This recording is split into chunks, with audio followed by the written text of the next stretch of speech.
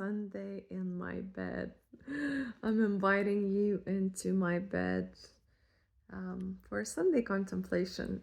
And I've been pondering whether that's okay for me to film in my bed because, my face is not washed. I'm not dressed up and it's not professional. And you have to be professional, right? You have to be an example of a leader that you want to be, lead by example. And because I have this rebelliousness about me, that really resists those rules and standards and, how things should be. Like, I want to rebel against it and be like, no, you know, it's okay. Sometimes we're in bed and it's okay. Like, we don't always have to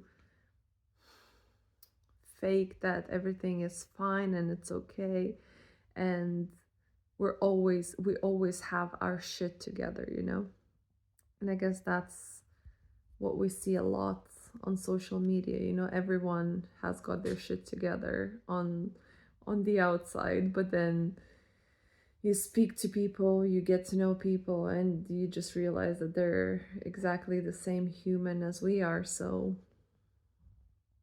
for me, filming this in my bed is an attempt to show that it's okay to show up in whatever way. Um, that we are the ones that create the rules, standards, and regulations for ourselves, and hopefully I can be a glitch in the matrix and say, you know what, everything is welcome. So there we go. That's the intro into being with, I guess, what's alive for me right now, what's been alive for me over the past week. And as I'm laying in bed, what's very present for me is this notion of seasons. So I'm in the UK and it's December and it's winter and we had our first snow and it's absolutely magical and beautiful. And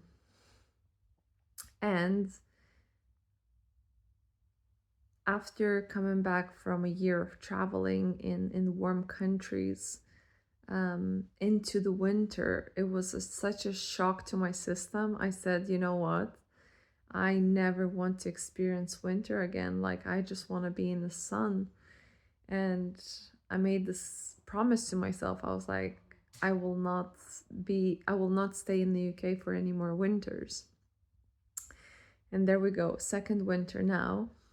And I'm approaching it from a completely different angle and perspective of like really experiencing the beauty of the intensity of the winter and what it teaches me about myself and how the environment that we're in really shapes us and influences into doing things or not doing things. When I wake up every morning and it's sunny, like, I just want to go out and I just want to walk and I just want to go for a run. And now I'm waking up and it's snowy and it's slippery and it's cold, and all I want to do is cozy up in bed. And noticing this judgment that arises in resistance to and comparison of how things were when the weather was different, the fact that I could just go out and run, and now, it's challenging, and this judgment of myself, like, I should be running still, like, and noticing these things and noticing that it's a different season. And for me, it's such a beautiful analogy, not only for the weather, like externally, and how we respond and how our habits and routines change, how winter is calling us into, slowing down and maybe spending a bit more time at home with ourselves. My dating app notification came up. And I can speak into that as well. Maybe it will lead there. Let me just mute notifications so I'm not distracted. Yeah, so how different seasons, I'm trying to catch back my thought, the wave that I was riding on, stepping back on my surfing board, how different seasons influence us differently. And this analogy for ourselves internally,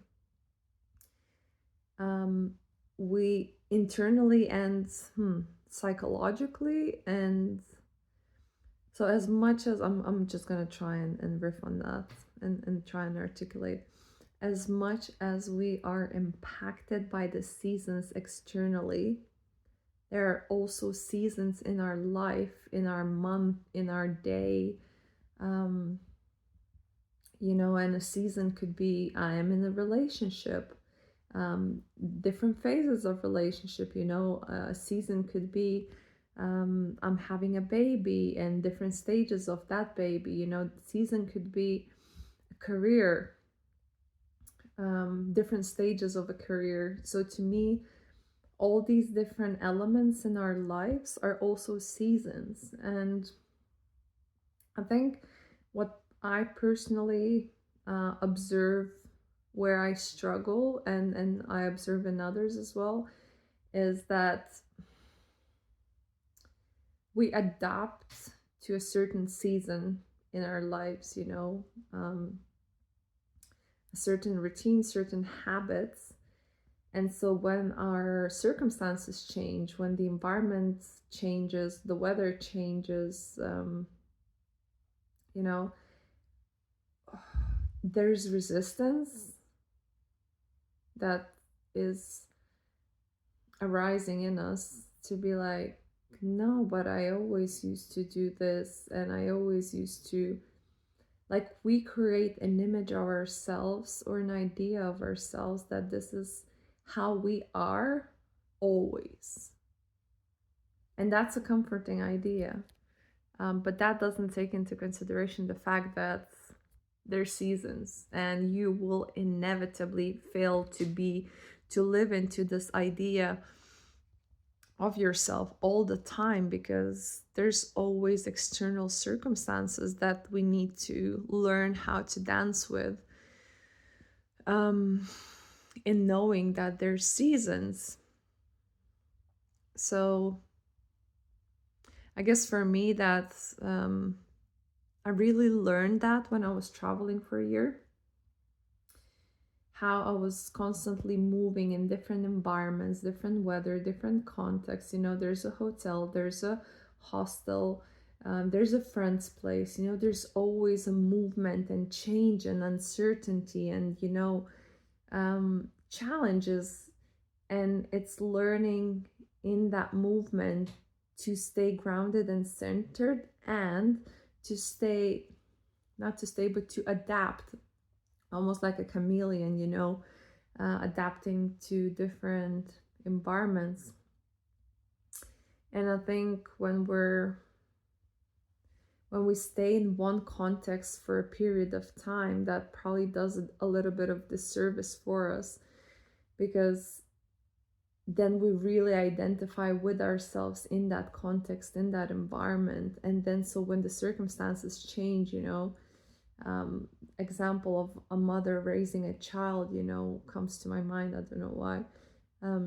But her really identifying herself as a mother and forgetting really herself in that process. When that child grows and leaves, she has a crisis, because like, this is how she knew who she is. She found her sense of meaning and sense of self in that context. So I guess where I'm pointing to is really becoming curious and learning how to be fluid in the life that is inherently uncertain, and challenging ourselves and intentionally creating environments that are unstable, you know. I keep doing this. In the creating environments that are intentionally unstable and uncertain, and kind of stepping out of our comfort zone and always redefining who we are, so that when the changes inevitably come, we're like, okay, that's the change in season, you know. I've been in the summer, I've been thriving in my career and whatnot, and now I'm like in the winter and I feel confused and uncertain, and maybe I'm wanting change. And so seeing that with curiosity and asking ourselves, like, where am I in life, what's the season of my life right now, and where am I resisting the change of the season, essentially. And I think that's powerful and beautiful inquiry to be with. um, Otherwise it's very easy to create unnecessary suffering for ourselves, you know, when we resist that change in the season. And unconsciously we're like, fuck, you know, why is this winter? You know, I used to be in the summer. It's really interesting because it's so deeply ingrained in us, and we so don't see how we're doing, like how we're creating the suffering, you know. um what's the example that wants to come to my mind? It's like, this is a random one. Say someone always, like, their whole life had a clear skin, like anywhere on the body, and next thing you know they're beginning to have these breakthroughs of dry skin or whatever. um and I would speak with that person and they'd be like, but it never happened to me ever in my life, you know.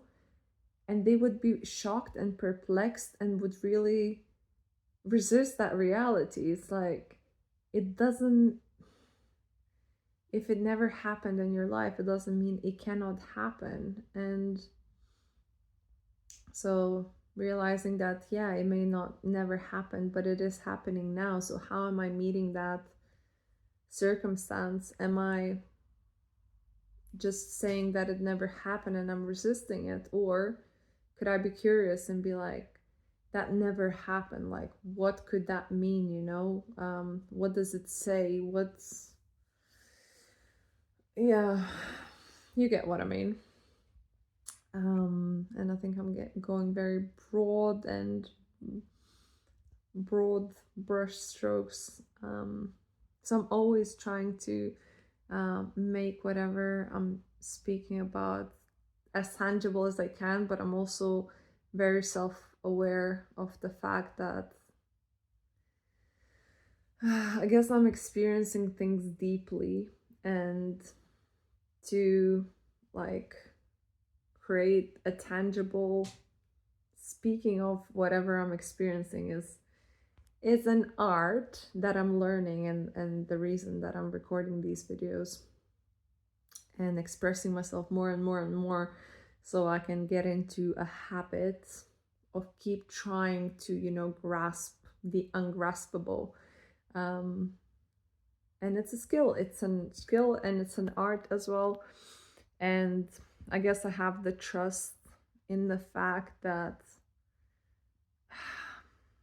it's not about the words that we speak, but it's the energy and it's the place that we come from in our speaking. So I am trusting that no matter how vague and abstract my speaking is, it will be felt because I know where it's coming from, and it's coming from my heart, and it's coming from my truth, and it's coming from my intuition. And it's like trusting that the way people perceive reality as well is very intuitive and feeling. Um, So sometimes I like to speak in metaphors, like the metaphor of the seasons. And I know that beyond the actual physical examples, people can sense it and tune into that. Not everyone, perhaps, but I think the big majority can.